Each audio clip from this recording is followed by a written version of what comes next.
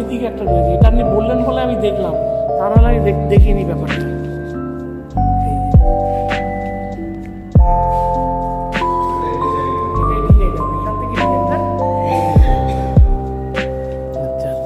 এটা যদিও জটিল, কিন্তু ওটা যেহেতু হাতে করা হচ্ছে ওটাতে কষ্ট লাগছে বেশি আর কি।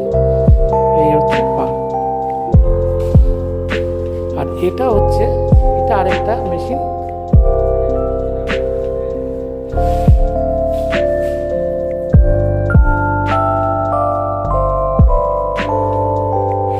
পা রয়েছে করা হবে, পেছনে যাচ্ছে ওটা পেছনে, মানে এটা ফ্রন্ট সাইড থাকলেও এটা কিন্তু পেছনের দিকটা নয়, এটাই তো ফ্রন্ট সাইড।